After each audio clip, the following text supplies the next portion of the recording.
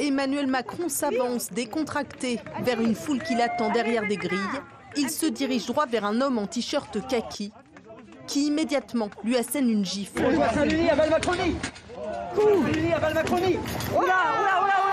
Le président est aussitôt écarté.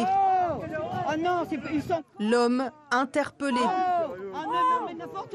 puis évacué par le service de sécurité, en bas à droite de l'image. Puis très vite, Emmanuel Macron revient et décide malgré tout de continuer à aller à la rencontre des habitants. Monsieur Macron, une photo, on ne veut pas du mal. Bonjour, comment ça va? Ce mardi, le président est dans la Drôme. C'est la deuxième étape de son tour de France destiné à renouer le contact avec les Français. Mais avant même son arrivée, une cinquantaine de personnes l'attendent devant le lycée hôtelier, dont des gilets jaunes. 4 manifestants, reliés selon la préfecture de la Drôme à l'ultra-gauche, sont interpellés et placés en garde à vue. Emmanuel Macron entame lui tranquillement sa visite. Ah, ça c'est des raisins au chocolat en dessous. C'est une gramme de raisin au chocolat. Il est questionné sur la vidéo dans laquelle sont ciblés les soutiens de Jean-Luc Mélenchon et apporte cette réponse qui résonne désormais particulièrement. Dans la démocratie, les oppositions peuvent s'exprimer librement. Dans la rue, dans la presse, à la télévision. Et elles s'expriment ensuite à échéances régulières dans les urnes. La contrepartie de cela, c'est la fin de la violence et de la haine. Si la haine et la violence reviennent, elles fragilisent une seule chose, c'est la démocratie. Et donc j'appelle tout le monde au respect et au calme. La rencontre terminée, il remonte dans son véhicule, commence à partir, mais décide finalement de s'arrêter pour descendre saluer les femmes et les hommes qui patientent devant le lycée. Il s'élance, s'approche, et c'est à ce moment-là qu'il est victime de ce geste violent.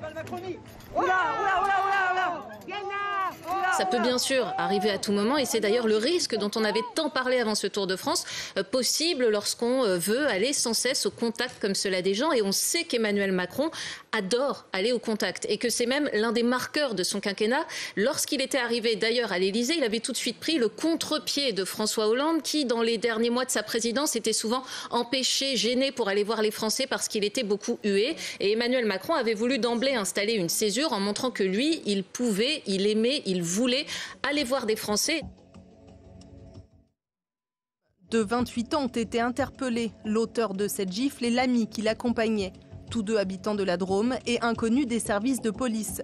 Ils ont été placés en garde à vue. Une enquête a été ouverte pour violence sur personne dépositaire de l'autorité publique.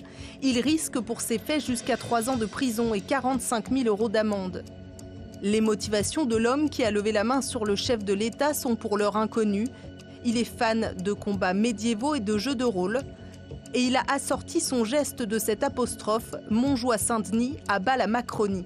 Le slogan lui-même sur Montjoie-Saint-Denis, c'est le slogan utilisé par le roi de France et récupéré depuis quelques dizaines d'années maintenant par les groupes royalistes. Ce slogan a été déjà utilisé lors d'agressions et notamment lors d'agressions de députés de gauche. C'est quelque chose qui revient et qu'on entend de plus en plus fréquemment, notamment depuis les manifestations pour les mariages pour tous, où on a vu arriver des groupuscules royalistes et des groupuscules catholiques intégristes qui passaient de plus en plus à la lutte violente. Emmanuel Macron a relativisé la gravité de l'événement. Il a parlé de faits isolés commis par des individus ultra-violents. Il a poursuivi son programme comme prévu à Valence et a terminé sa journée par un nouveau bain de foule.